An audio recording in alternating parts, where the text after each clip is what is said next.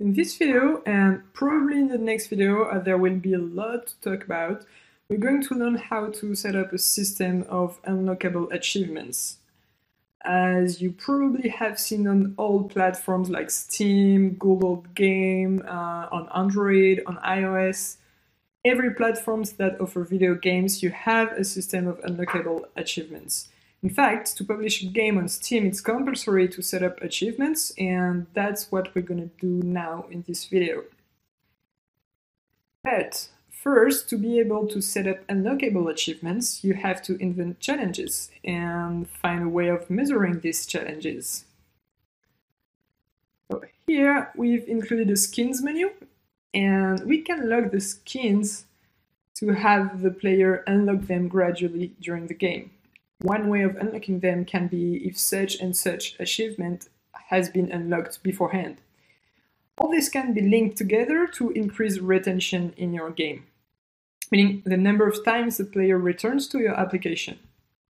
If your player plays your game every day for 3 weeks, we will consider that to be a very good retention, because your player will have stayed in your application for a long time. On the other hand, if the player opens the game and plays it for 1 or 2 days, that's bad retention because he'll install it quickly and you won't have had time to monetize that player. So achievements are a way of monetizing. Before tackling the achievements, we'll create a new script in the scripts folder. This script will be a little piece of code that will tell you how long the player has been playing your game. So it calculates the number of days between the first launch of the application and today. And thanks to this script, we'll be able to set up achievements. For example, playing the game 7 days in a row, playing the game 14 days in a row, and we'll be able to unlock skins every day. Every time the player opens the game on a new day, we'll unlock 1 skin per day. This script will be extremely useful throughout your mobile game. So I'll create a new C# script, which I'll call days since first launch.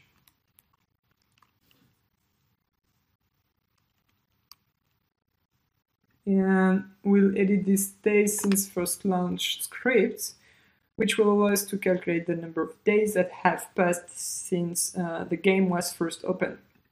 We'll create 2 variables of type system.datetime. Here I'm using datetime from system, but I could have done a using system to directly use the datetime type. It's just to show another way of doing things. You can do a using system, or you can directly use system.datetime. So that's what I'll do here. Datetime allows us to store the date and the time in a datetime format. I'll call this variable start date, and this will be the date when the player opens the game for the first time. Then I'll duplicate this and create another system.datetime, which will be today, and this will correspond to today's date, meaning the current date when the player plays your game. We'll get today's date, and then we'll be able to compare the start date and today's date to see exactly how many days have elapsed between the first launch and the current launch. This will enable us to make a small calculation to see if we can unlock bonus items for the player, to reward them for having opened our application several times in a row.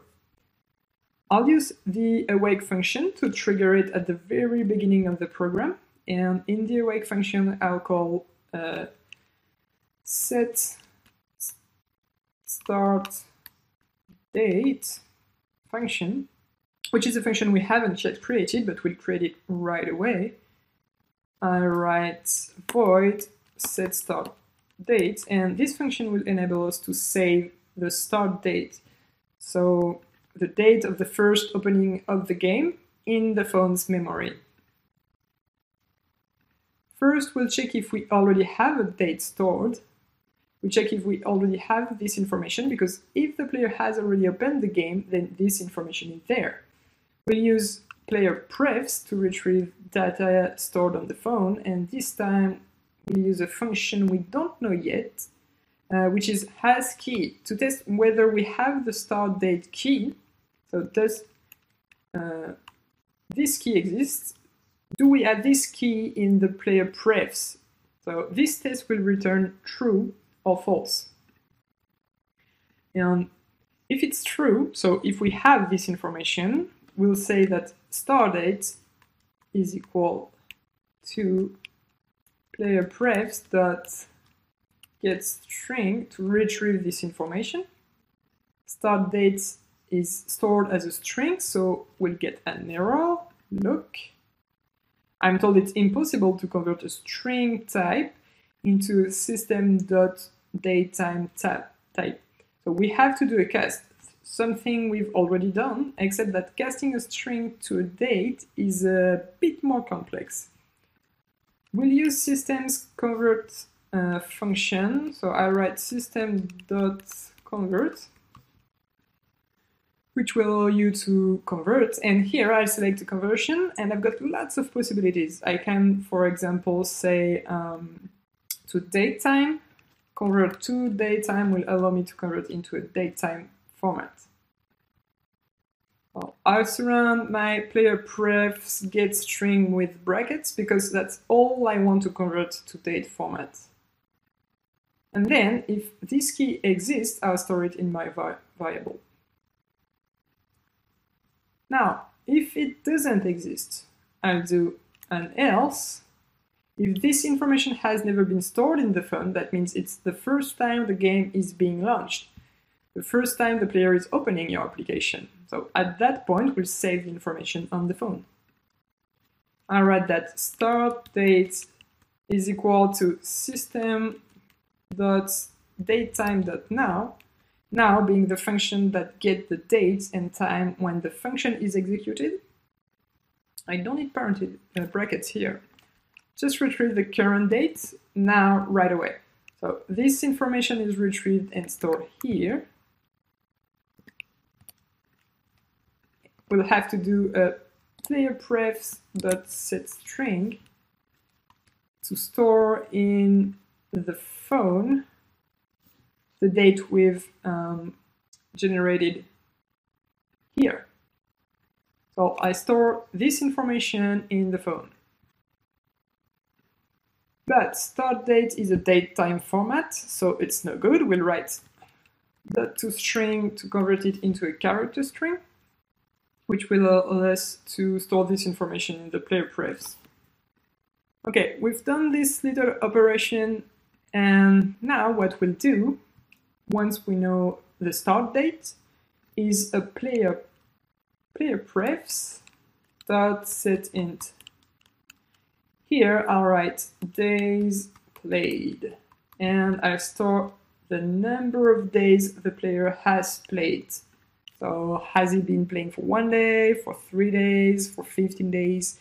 Well, I create a setInt to store this information in it, and this information will have to be calculated from what we know. I'll create a function that I call getDaysPlayed. This doesn't exist yet. We're gonna code it now.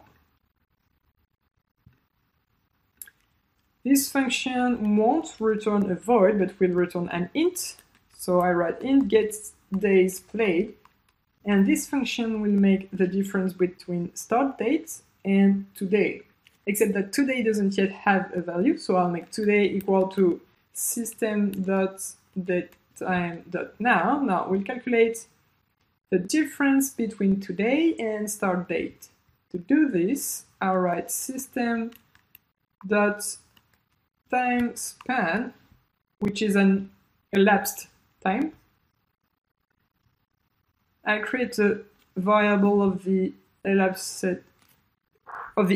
time type that I call elapsed, and I'll say that this equals today, so today's date, dot subtract, which is a function that allows you to subtract, but it's not subtracting a number from another number now. It's going to allow you to subtract a date from another date. So what I want to say is what's the elapsed time between today, subtract start date. And this will return the time that has elapsed. But the value returned is a time span, and that's not exactly what we want. What we want is a number, like a real number. So I'll create a double days variable. Double is like an int, but can store more data. In an int, you can store, in general, you can store a number up to 65,536, and double is much more. So in short, these are similar types that cannot store more or less data. And the downside for double is it takes up a bit more memory space than an int, which is logic since it can store more data. So I read that days is equal to elapsed here, which is the elapsed time, except that I'll convert it into a number. So it's elapsed dot total, and then I can retrieve total seconds, total milliseconds, total hours, total minutes. You see, we can retrieve lots of stuff, and what we're interested in is total days, which will return a number corresponding to the number of days that have elapsed.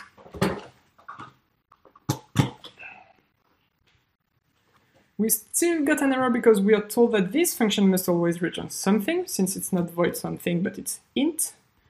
So now we have to do a return of days, which corresponds to the number of days elapsed, but we get an error because days is a double type and the function returns an int type. So once again, we have to convert. Now this will give you a little practice with conversions. Going from one type of variable to another is super important. You know how to do it. So it's int.parse. We've already seen that. So int.parse days, except that int.parse converts a string, not a double. So we'll make our double into a dot to string. So toString can take a parameter. In our case, we'll put 0 here, and if you look at the signature of toString there, no, it's not control space here. Yeah, if you look at this toString signature, you'll see that you can format here.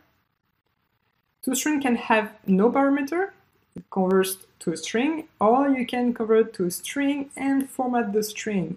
In this case, we're giving an indicative format. So this will allow us to retrieve it in the form of a simple number. So I do a return int.parseDays.toString, which will allow us to retrieve an int. I save, and our script is now ready. What's great about this script is that we can put it in our game, and we don't need to call it or create a reference to it, because what this script does is at startup, so in the awake, it stores the information on the game's launch date for the first time. And if it's not the first time the game has been launched, we retrieve the date here. And all this code does is make a playerprefs.setInt of the number of days that have passed. This means that when you open the application, this script will run and store in memory the number of days that have elapsed. So it's really quite simple. We'll store this information in memory, and any other script will be able to access it by calling playerprefs.getInDaysPlayed. Oh, let's have a look. I'll put the script somewhere, it doesn't really matter. Can put it on the game manager, for example. Drag and drop the day since first launch script, and then we can create a new script, create a C# script here that I'll call, let's say, unlock bonus item. As always, you can call your scripts like you want. This one will take care of unlocking a bonus item. In there, We'll go in the start function, which is triggered after awake, and we'll write player prefs dot get int days played. This will retrieve the number of days played. This can be stored in a variable, public int days played, and I say this is equal to that. Then what you can do is, for example, unlock a skin. Let's imagine that one of the skins is blocked. For example, skin number 2 is blocked. So I write if days played greater than or equal to 3. So assuming we unlock the skin at the end of the 3rd day, we'll unlock the skin by making a player prefs dot set int skin 2 unlocked, for example, so comma 1. So all I do is retrieve the number of days that have elapsed via the player prefs, since the information is stored in the player prefs, and here I check whether the number of days elapsed is greater than 3, and in my game I say that after 3 days a skin is unlocked. So if the number of days elapsed is greater than 3, I save the information that skin 2 has been unlocked. Okay, let's go back to Unity. I'll go to the canvas. We'll go to the shop. Where is it? There. We'll go to the shop. Oh, we've got a nice bug here. The incremental buttons have to be placed above the shop and not under. If I put them above, they'll be behind the shop. And in our shop, we'll block the button number 1, which is the green button here. I'll uncheck the interactable property to make this button no longer interactable. Alright. And what you can do, for example, is using Unity Engine.UI to be able to work with the UI elements. And if we ever unlocked all this, if we ever unlock this skin, you can do something like public button being a type we have access to since we've done it using Unity Engine.UI, public button skin2btn, and we say skin2btn.interactable is equal to true. This will unlock the button. So we store the information that the button is unblocked and we unblock the button. And having this information in memory will enable us to create a message saying, for example, well done, you've already unlocked skin 2. So we put our script on the game manager here, and the variable isn't in public. No, sorry, it's because I haven't put the script in yet. The script is unlock bonus item here. So I put the script here. I take the skin 2 button that's there. This button is inactive. I launch the game. I click on it and nothing happens. You can see the cat still has its original color. So I'll try to show you this. Yeah, here. I can click on the green button, but nothing happens.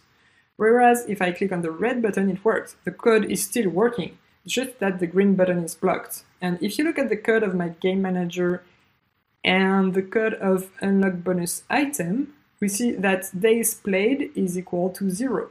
So the number of days that have elapsed between the first launch and now is equal to 0, since this is the first time the game has been opened.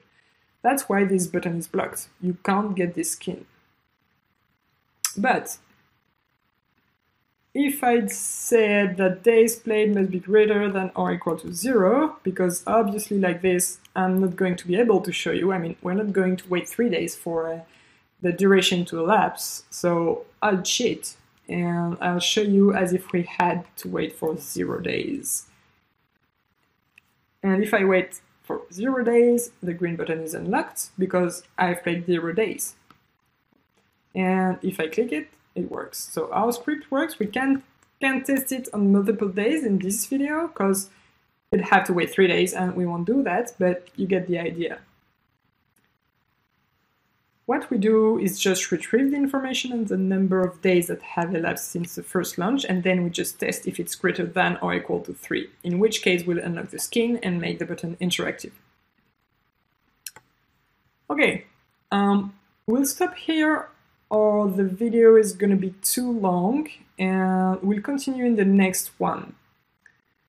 About this script, you can even put it in your hyper-casual game template, the one we created together, because you'll be using it for all your future games. It calculates the number of days that have elapsed since the first launch, so you'll always have it, because you need to reroll the player every day. This way the player will want to reopen the application every day. If you look at the games that work well, like Clash Royale, Boom Beach, Clash of Clans, all these games have this principle of rerolling the player every day, so this is definitely a script you can keep. And you've seen that it can be used to unlock skins, for example, but it can also be used to unlock achievements, and we'll do this in the next video.